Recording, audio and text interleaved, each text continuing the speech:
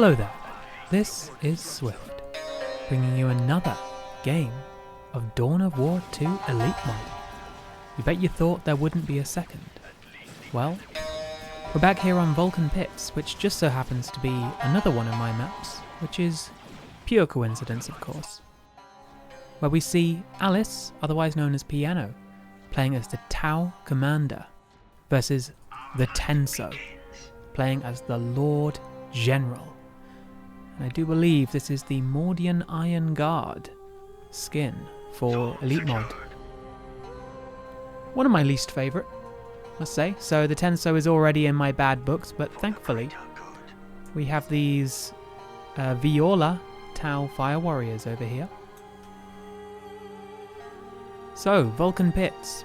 It's a reskin of Lugganath Glacier, which is one of the lesser known maps in the mod, and was the first proper map that I ever published, but because it was all icy and blue, well, no one really liked it, so, you know, we had to do something about that, and hence Vulcan Pits was born, which has slightly better visibility and slightly different balance to it. Their VPs and the power, for example, are switched around on the bottom and top side.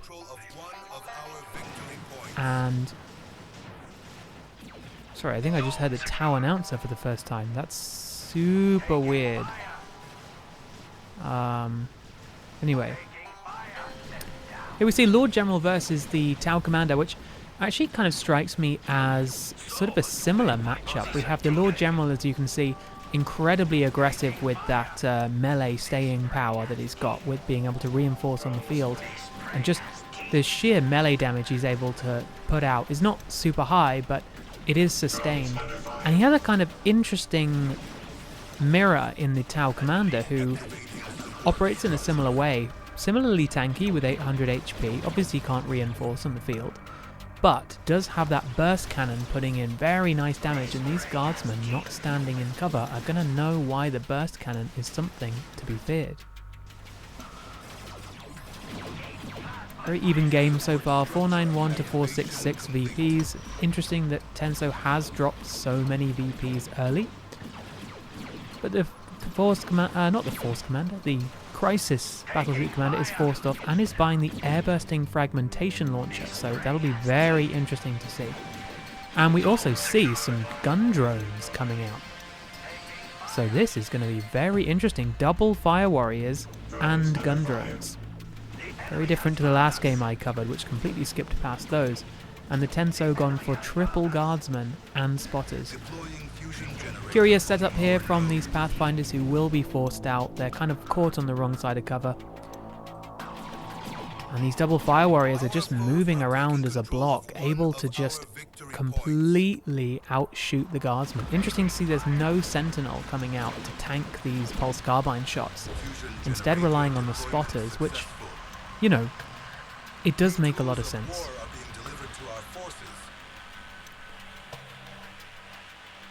Here we go, we see fairly even map control. Perhaps slightly in favour of the Tenso capturing this contested wreck point over here. And the Tau Commander gonna just go to get the cap over here, and we see getting range on that air-bursting fragmentation projector, which should be doing great damage to these blobs of light infantry. You see it has 25 grenade DPS in radius 4, so it's going to be doing a lot of damage to those clumped up guardsmen. And 25 DPS is nothing to be sniffed at either, because when you consider the Lord General's bolt gun is probably around 25 DPS, and that's just single target. So this thing is hitting multiple guardsmen with 25 DPS. That's going to be doing, you know, probably 100 to 150 damage per second if it's hitting 4 to 6 models. Deploying fusion generator on power node. And yeah, now we see the Tau Pathfinders just contesting these guardsmen over here. Do actually do decent damage with their pulse carbines, so Not something to be sniffed at, but the big difference here is just how much HP they have. 9 guardsmen in this squad versus 4 pathfinders, and they only have 120 HP each. 480 HP for the squad, which is, you know, not insignificant, but pretty small. We do see these drones, though, upgrading to the heavy burst cannons, becoming a setup team of sorts, but they are disrupted there. Going to force melee with the guardsmen by Tenso. And this fight, which could have gone in the favour of Piano, hasn't quite worked out. And we can see these blobs of lasgun flashlight armed guardsmen are doing pretty well. We're noticing it's a pretty low power affair here. We have the Tenso with stabilizers, which gives health regen in an area, which we saw before. And this light tier 1 means that the Tenso is going to be going to tier 2 early. Early. Tenso is going to be going to tier 2 early. Not sure I should be doing this cast in a Geordie accent, but you know, it just comes out of me sometimes. Piano is following to tier 2, so not really that different. They're both similarly spent on power, I believe, although we do have shield drones coming for these fire warriors, which is interesting. Grants the energy shield ability. Spawns 150 HP shield that blocks all incoming damage until destroyed or expires. These spotters are caught out in a really bad position versus these fire warriors, and they will have to get out. But we can just see this survivability for these fire warriors, which is going to be pretty crucial. Interesting. So they can... I have not really played any games with Tau yet, so I am having to read a lot of tooltips to work out how they work. But yeah, very interesting to see. We have a Chimera coming out for the Tenso, which should pose a little bit of a problem here for Piano. But I'm sure Piano will be able to respond with something fairly formidable like a broadside battlesuit in tier 2. The spotters obviously will be able to shut down the broadside battlesuit's capabilities somewhat, as they are doing to this drone squadron here, which ordinarily would be a great pickup versus Imperial Guard, but those spotters have really made it a miserable day for these gun drones, just really unable to be effective. And this commander, meanwhile, has just been kind of going around the map, just sort of doing his own thing. And very interestingly, we see the flamer in the accessory slot, showing that the Crisis Commander can equip multiple different weapons in each hand, just like the Last Stand.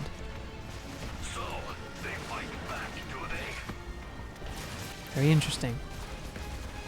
Level 2 already, trying to get a cheeky power bash, which should theoretically be pretty easy, because all the commander would have to do is come up the left side of the map and then go all the way to the power there. But it looks like the Tenso has seen that action and has gone, you know what, I'm going to get it first. And here we see Alice, realizing that the gun drone squadron wasn't very effective, has upgraded them to the missile launcher,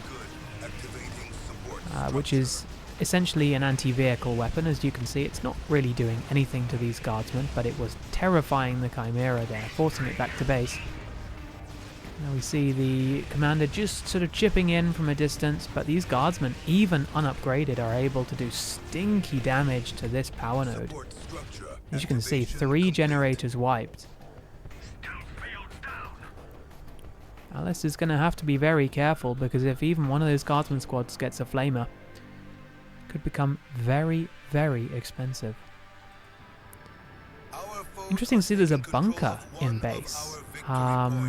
Presumably this is going to be a repair bunker of some kind, so that the Chimera can repair. Yep, there we go.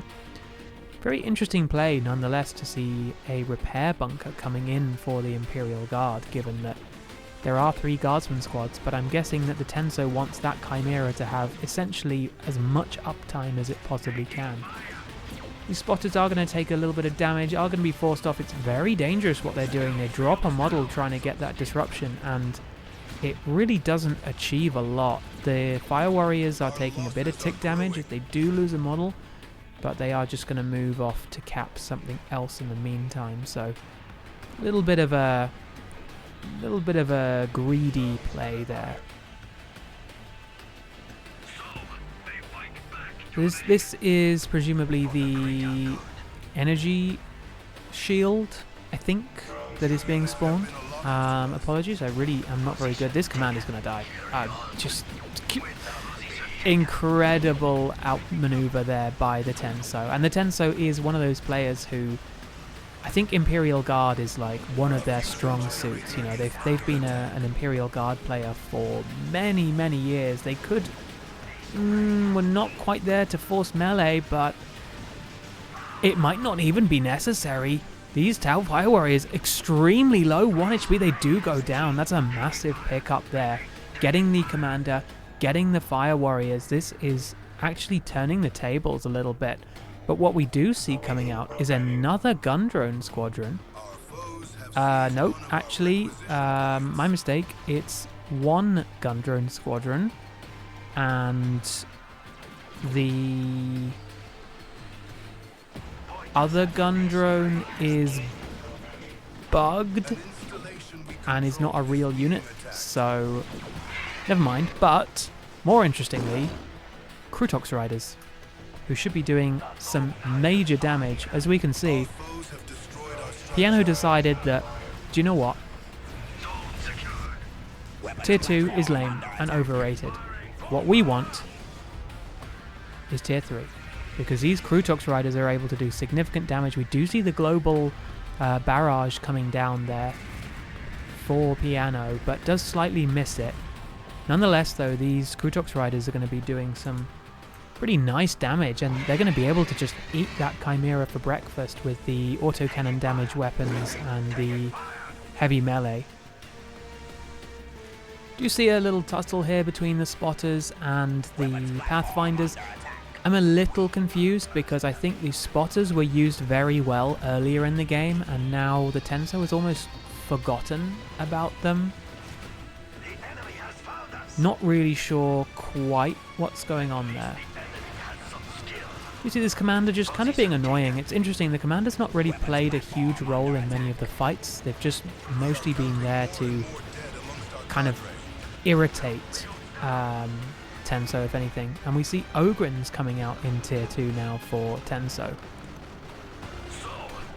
which, whilst they may not be as beefy as the Krutox Riders, they're still nonetheless a very powerful disruption unit, and they'll be very, very nice going into the Pathfinders and the Fire Warriors. These gun drones have kind of fallen off a little bit in terms of worth, but they just need the right angles to do damage to this Chimera. I will be surprised if this Chimera lives for another 5 minutes, because there is considerable threat now from Alice's side, especially since he's now getting a hammerhead, which I am very, very excited to see. These Krutox Riders just able to kind of solo half of Tenso's army here, and you know, even without the missile being in play here, the Chimera is forced back.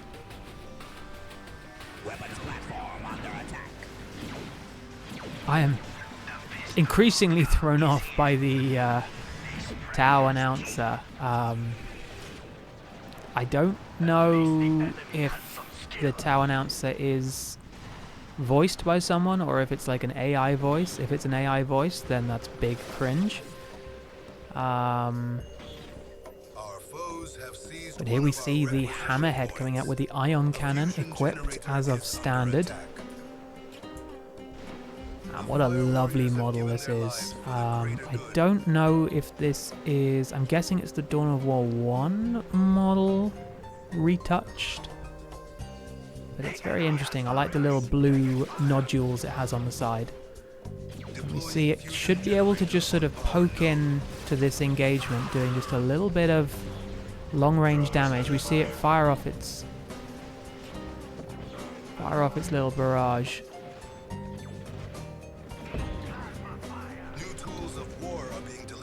Very interesting. I feel like I say very interesting as just kind of like a placeholder statement. I'm like, I must say something. Okay, let's say very interesting. What is less interesting is this commander. I'm not really sure what the commander is doing. It just seems to be set to auto-target some stuff. Weapons platform under attack. These Krutoks kind of proving their value by basically out-ogrening the Ogrins at their own game, forcing them back, but the Ogrins come back with the use your ed. And even with a light amount of support, these Krutoks riders are really hard to force off. The Ogrins can reinforce, but they decide it's not worth it. And these Krutoks riders just have a free run at the Chimera. Meanwhile, the ion cannon from the Hammerhead is just proving to be so valuable. Not sure how much damage it does, but it does seem to function similarly to a fire prism. I'm actually genuinely curious about where these models come from. Like, it does look like the Dawn of War 1 model, but it works surprisingly well in Dawn of War 2. Really, really surprisingly well. I see it doesn't have quite the same range as the Fire Prism, which is, you know, probably a good thing. Oh, but having taken my eyes off them, the Krutoks riders get brutally wiped out, overextending to go for the Chimera. And do you know what? I was saying that I'd be surprised if the Chimera would survive 5 minutes, but it looks like Tenso has used that to his advantage, because he has been using the Chimera to bait Alice into some very, very unfavorable situations. Now, as we can see, the map has been going more and more red. It has maintained something of a shift in hands. Is Piano paying attention to these Fire Warriors? No. Oh dear. And the last squad of Fire Warriors is down. And I'm not really sure what Alice is planning to do here, because they have no more repairs, they have no frontline infantry, and the commander is effective, but you know, there is a limit to what the commander can do. Level 3 commander versus this level 2 Lord General, which has shotguns, which is interesting. I've actually never seen shotguns on the Lord General before, so that must be a new thing. But even without troops to support, the Lord General is sturdy as ever. Sturdy as always. And these spotters actually have managed to be quite useful, just, you know, kind of setting up and providing a bit of disruption. Obviously they did get that wipe. We see a preemptive incendiary barrage coming in by Alice, which unfortunately doesn't really achieve anything. I think they thought that Tenso might be moving forward a bit. And I get the impression that Piano might be getting a bit sloppy right now, not really paying attention. Probably considering that this game is unsalvageable, which is absolutely not true. I mean, look at the VPs, 286 to 212. VPs are in Alice's favour. Obviously that can change. But with the way that the Tenso is playing, now finally in Tier 3, it'll definitely be an uphill battle for Alice. Do see the Crisis Battlesuits getting the missile launcher upgrade again, which is what we saw in the last game on Seraph Palace. And those missile launchers proved to be incredibly effective against all targets. I mean, look at that. 15 autocannon DPS in a 1.2 radius. 1.2 obviously not a very large radius, but when you consider that each one of those missiles is doing quite a bit of damage, I mean, I would imagine... I mean, they fire a barrage of them. I don't really know. Probably in the region of like 20 to 30 damage per missile. That radius can still hit, you know, 2, 3 guys each, so it can be a considerable amount of damage. But as we can see, the Crisis Battlesuits are just completely unable to deal with these Ogrins. They're relying on the rest of the army to just get them out of there. And I think these Ogrins might actually be quite a good play here from Tenso. Still only level 1, but they have plenty of potential left in them. This Chimera, however, will be prey to these Crisis battlesuits that can pursue it so easily. Leman Russ will make things slightly more difficult. Creeping Barrage actually interesting. In a move similar to Alice, the Creeping Barrage just completely misses. So nice bait out there from Piano.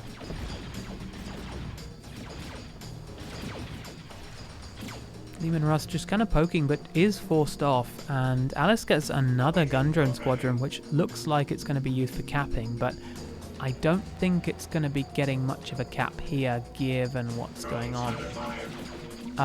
Yes, it looks like Piano just forgot and sent them over there without realizing. Interesting, we do see the railgun upgrade, so 40 armor-piercing DPS, which, bear in mind, is pretty high.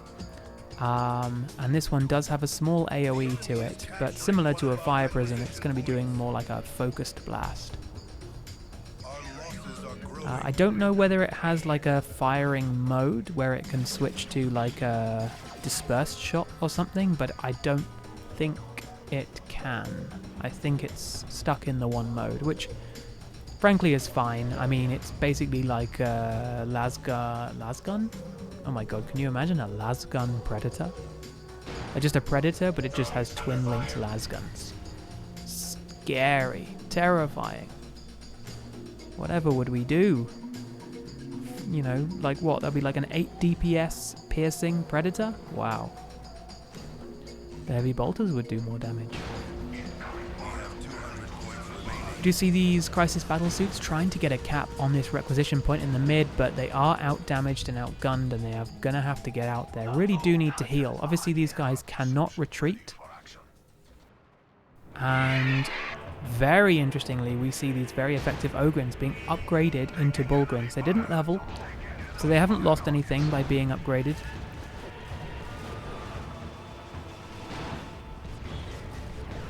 It is a pretty good choice because they are significantly tankier and do a lot of damage, and they're going to be tearing through Alice's units. Gun drones are continuing to try to harass the VP on this side, but quite frankly, given that Alice keeps forgetting to actually cap the VP with them, they're not proving to be much of a threat. I do like the way they retreat backwards, which is very goofy. Krutuk's Riders coming in here to try to take down the Chimera finally does. That Chimera has been such a massive pain point for Alice, but the Krutoks are forced off, and you know what? That's not such a bad thing. These Bullgryns getting a lot of damage in here on these gun drones. Might pick up a model on the Krutoks if they're lucky. I mean, these Bullgryns are just walking into base at this point. They're doing such silly amounts of damage, but with them being forced off from the field, this might actually be a good time for Alice to get back in the fight. The Leman Russ is pulling back. I think Tenso is kind of just giving Piano an opportunity here to just get back in, whether they want to or not. We do see the Vanquisher upgrade on the Leman Russ so that it can go out and hunt that Hammerhead. It does have significantly more health at 1200 here versus 750 on the Hammerhead.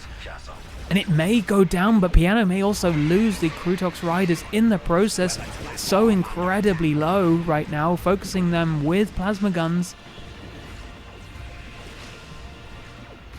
I'm actually holding my breath, and they managed to get out. What a crazy, crazy pickup there by Alice. And that is a huge swing back in Alice's favor, removing two of the most annoying pieces of kit that Tenso had. Tenso claiming path blocked, which, you know, that is a thing that happens in Dawn of War 2, but path blocking, pathing in general, I mean, it's something that, you know, haunts each side of the game. So as much as you can blame pathing for losing a unit, you know, the pathing never favors one side or the other. Everyone knows the pathing in this game is garbage. Of course, another thing that we see here is the Crisis battlesuits have upgraded their burst cannons, so that's something that they can do. Oh no, we're going to see them get wiped out. The Krutox Riders... Actually clutch. Actually clutch. That was... I'm clenching my cheeks. These Bulgrins are... God, these Bulgrins are nasty. Yeah, I did not actually... I mean, I knew the Bulgrins would be kind of good, but I didn't think the Bulgrins would be that good versus Tau here, because they are able to tangle with literally every unit. You know, even the Krutox, which should be providing Alice with some good sustained melee damage, they get taken apart by the Bulgrins. Crazy. Obviously, the Krutox Riders are something of a hybrid unit, but you know, those Bulgrins being melee specialists is just proving to be disastrous. Bunker does get taken down here by the Hammerhead, which is level 2, getting a nice extra 75 HP with that level, so you know, we like to see that. The Hammerhead has been sort of the unsung hero of oh my god, I keep wanting to call Alice Kvek, which, if that's a name you recognise, well, get back in the care home, Grandad. And we see the Tau nuke actually coming down here, I think. No, my mistake. That is a healing drone being spawned. And once again, these Krutox Riders just kind of proving that they just cannot tangle with the Bulgrins. They're going in alone, which is incredibly dangerous. And these drones are in big danger of being wiped out, but they do manage to make it out alive. These Crisis Battle Suits, although they have the plasma guns, which are not nearly so effective versus a guardsman, those missiles are doing so much damage if left unattended to. And in combination with the Crisis Commander, I mean, this commander is level 6. At this point, this commander has been incredibly useful. Obviously, the plasma guns are a response to the Bulgrins because, you know, these are a very, very significant threat. And the commander has the command battle suit, which is the one that gives us a stun and the heal on the jump. Just a very solid piece of kit. These Krutox Riders, I have to say, I really don't know what Alice is doing with the Krutox Riders, because whenever they get into a fight, they're always a third of their HP. He never gives them a chance to heal in base, and as we can see, they overextended there and got taken down. It's a shame because I think the Krutox Riders would be a solid pick versus Tenso's composition, given the sheer amount of infantry. But they're just not doing what they're supposed to be doing, you know. I think they've been mismanaged. However, these Crisis Battle Suits, incredible.